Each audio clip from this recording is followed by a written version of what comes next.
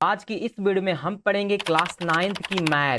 आज की इस वीडियो में हम क्लास 9th की मैथ पढ़ने वाले हैं, कक्षा 9 की गणित। और वह हमारा चैप्टर है इसमें बहुपद। क्या होगा? चैप्टर बहुपद की जो एक्सरसाइज है वह 2.1 को आज हम इस वीडियो में पूरा समाप्त करेंगे, एकदम बेसिक से जीरो से समझेंगे।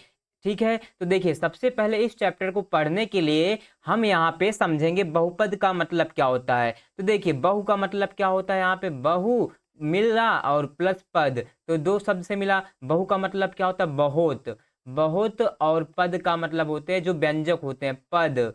अब देखिए, अब यहाँ पे जैसे कई सारे मैथ में बीजी व्यंजक होते हैं, जो वो बीजी व्यंजक होते हैं उन्हीं को हम क्या कहते हैं? बहुपद कहते हैं। वो कैसे होते हैं? जैसे हमने लिखा x+2+3+y, ये सब क्या है? एक व्यंजक है। अब देखिए इसमें अगर मैं पद की बात करूं तो x क्या है? एक पद है।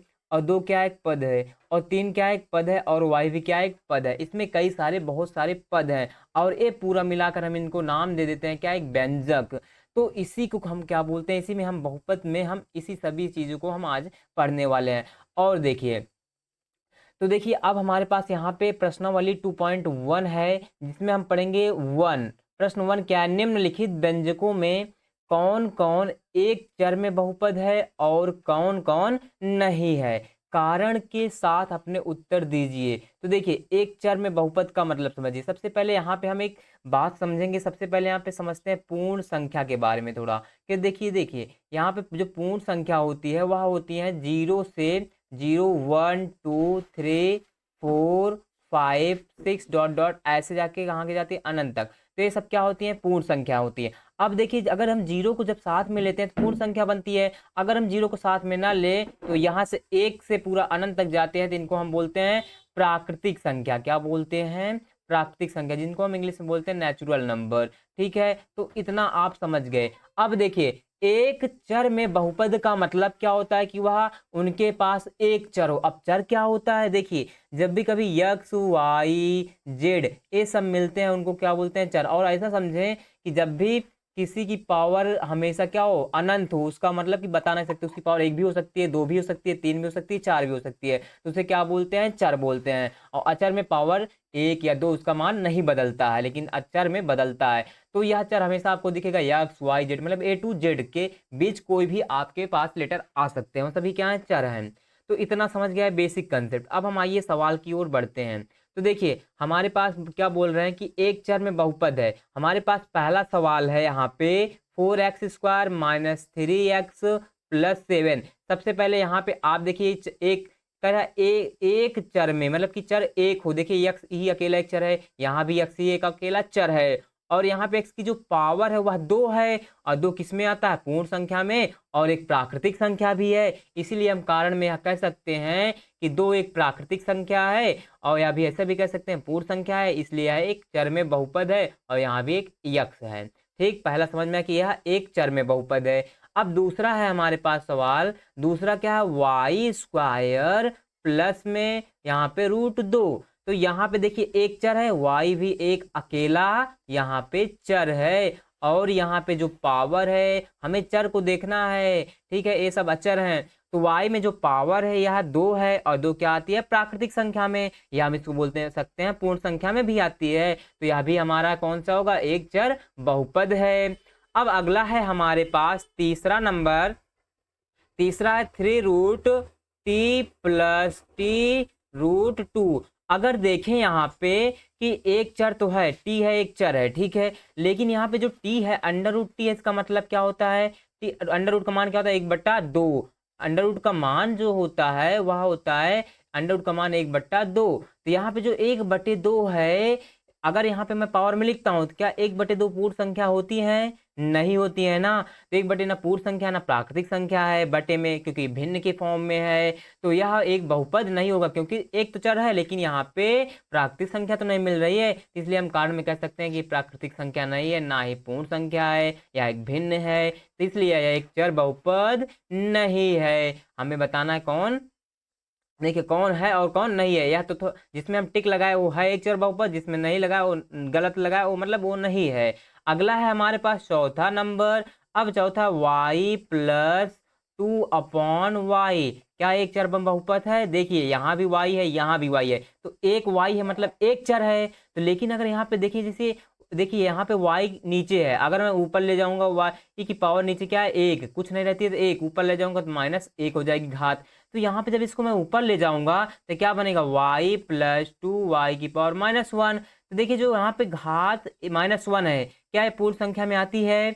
नहीं है ना, कहीं भी -1 है नहीं है, तो ये -1 नहीं आता है, तो यह भी एक चर में बहुपद नहीं होगा। इतना समझ गए? अब यहाँ पे हम थोड़ा इसको इरेज करके समझते हैं आगे, या तो यहीं पर समझ लेते हैं। देखिए हमारे पास 5th क्वेश्चन है कि x की पावर 10 + y की पावर 3 + t की पावर 10। यहाँ पे हमारे पास 10 की पावर 50 लिखा है। देखिए एक चर में बहुपद पूछा है ना, देखिए यहाँ पे एक x भी है और एक y भी है और एक t है। यहाँ पे कितने चर हैं? 3 चर हैं, x y t। यहाँ पे जब 3 चर है तो यह एक चर में बहुपद यह भी नहीं होगा। तो यहाँ पे हमारे पास हम प्रश्नोत्तरी 2.1 के पहले सभी क्वेश्चन को समझ गए होंगे। अब बढ़ते हैं नेक्स्ट की ओर।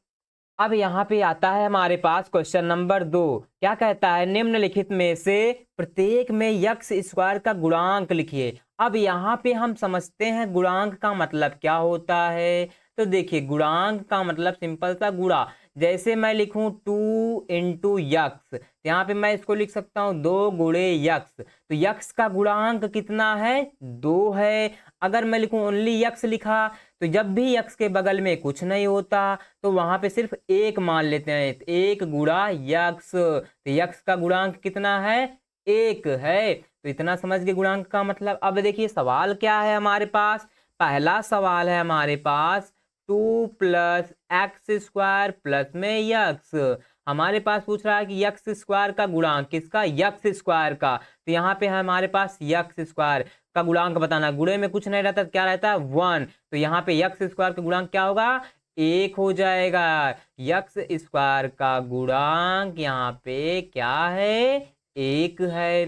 प्रश्न पहला समझ गए। अब प्रश्न दूसरा यहाँ पे लेते हैं। दूसरा है हमारे पास, प्रश्न नंबर दूसरा क्या है, देखिए 2 - x² प्लस x³। तो हमें क्या बताना है? एक्स स्क्वायर का गुणांक। यहाँ पे है टोटल क्या? -x²। यहाँ माइनस, यक्स के बगल में कुछ नहीं रहता, क्या ले लेते हैं? 1, कुछ नहीं रहता, 1 × x²। यहाँ पे x² का पूरा पूरा गुणांक क्या होगा? -1। x² के पूरे में गुणे में क्या है? -1 है।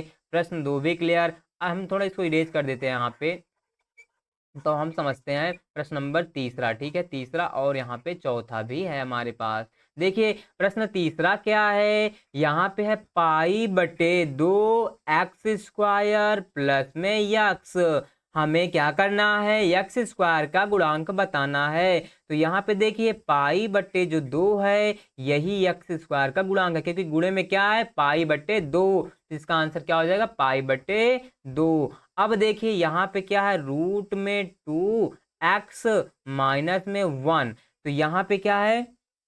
√2 और माइनस √2x -1 है। तो यहाँ पे हमें क्या बताना है कि यक्स स्क्वायर का गुणांक। तो यहाँ पे कहीं यक्स स्क्वायर दिख रहा है? इस क्वेश्चन में नहीं दिख रहा है। तो जब भी कुछ ना दिखे तो यक्स स्क्वायर का गुणांक क्या लिख देंगे? 0। जब भी कुछ नहीं रहता है तो यक्स स्क्वायर का गुणांक क्या आता है? 0 आता है। ठीक है, क्योंकि कुछ यहाँ पे एक्स स्क्वायर है ही नहीं, तो इसका आंसर क्या हो जाएगा? 0। प्रश्न दूसरा भी क्लियर हो गया। अब हम बढ़ते हैं नेक्स्ट प्रश्न की ओर। यहाँ पे अब हमारे पास तीसरा प्रश्न है, 35 की घात द्विपद का और 100 घात के एक पदी का एक एक उदाहरण दीजिए। तो यहाँ पे हमसे क्या पूछा जा रहा है कि 35 घात के द्विपद का मतलब कि जिसमें कितने पद होंगे? 2 पद होंगे, और 100 घात के एक पदी का एक एक उदाहरण। यहाँ पे प्रश्न देखिए तीसरा, यहाँ पे पूछा है, हम यहाँ पे लिख सकते हैं जैसे 2x की पावर 35, क्योंकि हमें घात कितना रख रहा है?